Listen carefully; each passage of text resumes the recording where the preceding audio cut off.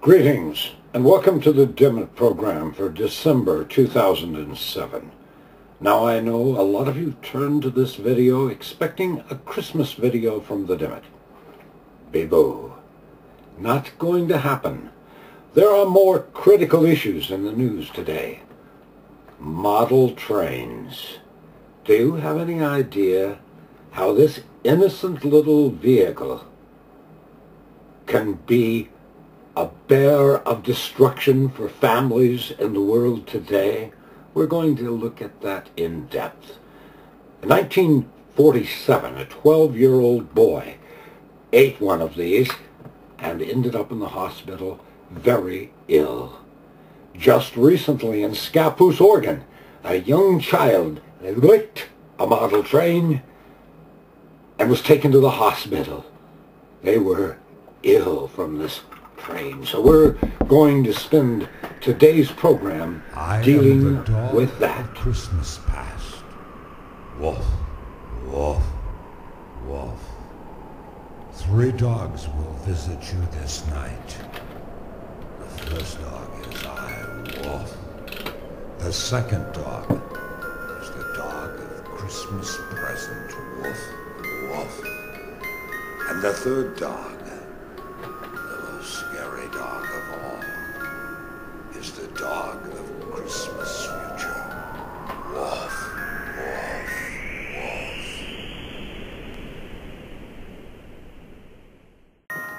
Bentley, when strange dogs come to the house, you're supposed to bark. Woof, woof. I mean, you're supposed to be a guard dog.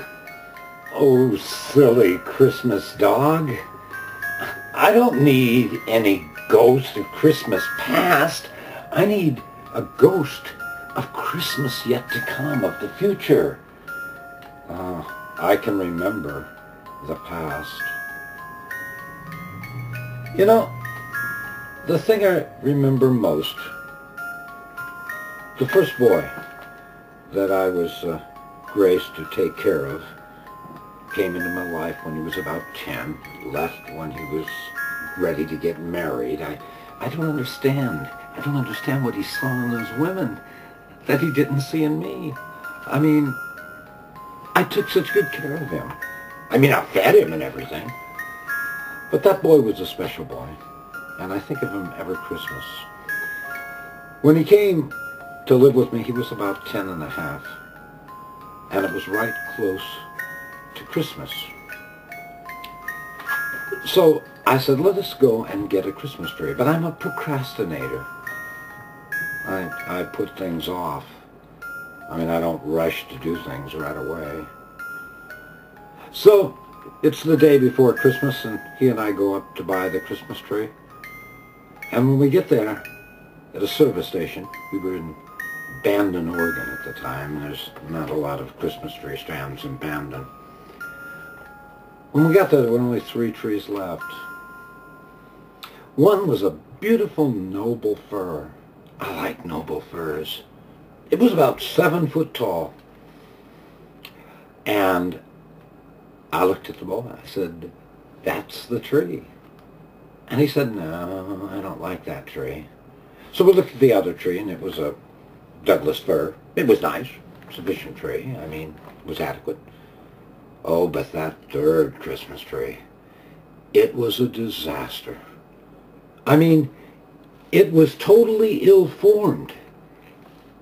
There was more at the top of the tree than at the bottom of the tree. It looked like it was upside down. And then it wasn't cylinder shaped like trees are supposed to be. Instead, this tree had no branches on this side at all. It had 1 branch over here and 3 over there, and what branches were there were turning brown and starting to fall off. And the boy's eyes got really big as he looked at that tree. He said, this is the tree. See, you're nuts. You're out of your mind. Nope, that was the tree. It was the ugliest tree that we could find. And the guy from the service station, I said, this is a nice tree. And how much for this tree? He looked at me kind of confused. He said, That tree is 25 cents. I said, 25 cents? Such a buy for the tree. You could see the man's thinking is, what is this guy, a sociopath or what? I better get him out of here fast. But as he took my quarter, he said, hold on. Just one moment. And he went into the service station and he came back out.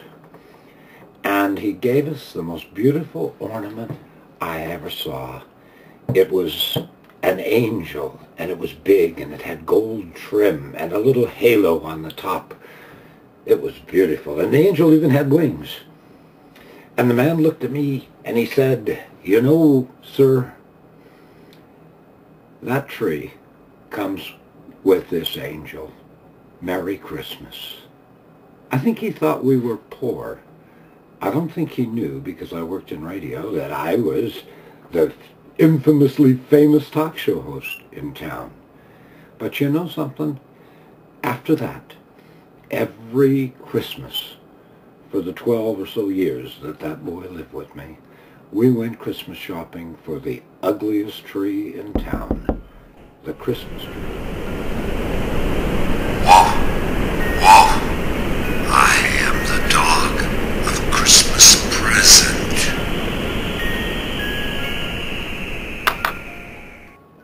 Oh, silly ghost dog of Christmas present.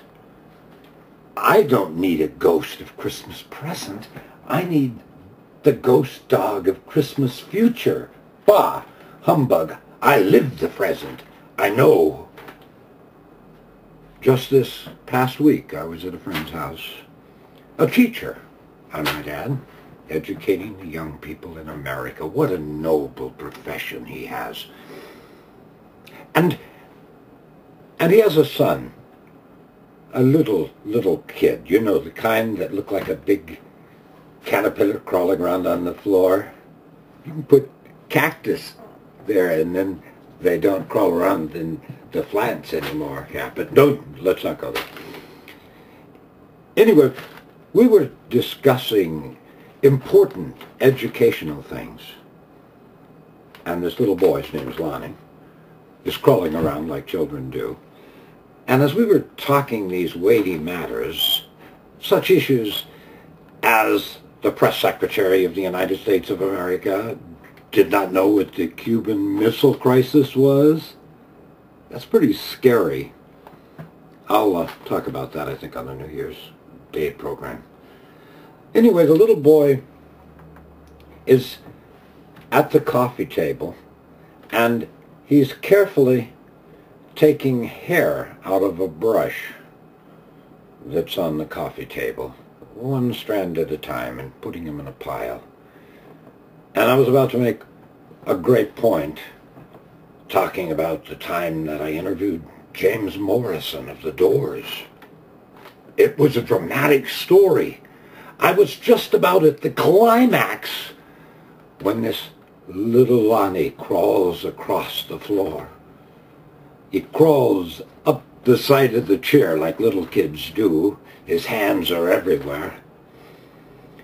And as I'm making my amazing conclusion of the story, the young boy takes this wad of hair that he had, and he placed it on my head. It was a Christmas gift from him, I do believe. Bentley, you have to bark when strange ghosts come into the house. And I am the dog of Christmas future. Christmas is yet to come. Woof, woof, woof. I am the most feared and scary dog of all. I'm immensely interested in what you have to say, oh dog ghost number 3. Tell me now of my future. No, not that, Bentley. No, no!